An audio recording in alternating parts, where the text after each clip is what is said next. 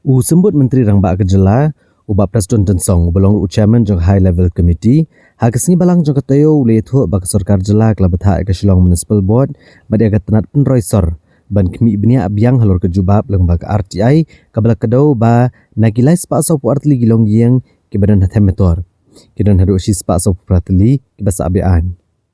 Ubah Presiden Tensong ulong bagi HYC kel IT de kedor khas halor kejubab, kabakal yo lembaga RTI kabakadau bah kejaka lai spa so puartli Longiing kilap batang kombasi spa khandai sautli di Longiing jinginong tray ka Shillong Municipal Board bat kebe kitran.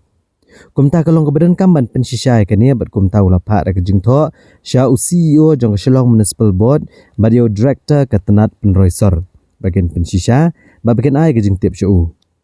Oleh itu bagi Sorkar Jela kan lume ke Jingelang hakah nyau trek Jemang bat keharijan panchayat komiti ban Shimrai halor ke Jingtumu ban penggen ria ano ikiba syong basa athem Metor sha kejaka kebala penkrea da ke Sorkar. And then pointing out about the RTI copy that they received, they said instead of 342, they found out that it was only 94 or something like that. So I told them, subjected to verification again. So I have already sent back this copy to the Chief Executive Officer as well as to the Director of the Urban Affairs Department, where they have to re-verify and then come back, give it the detail to RTI, because the way the reply of RTI is, I remember correctly when I was looking after power, that again, that Sabakya scheme, the RTI and the actual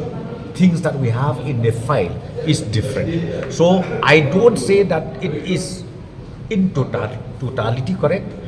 That's what I sent back to the department concerned to bring back all the details, and if need be, clarification has to be given to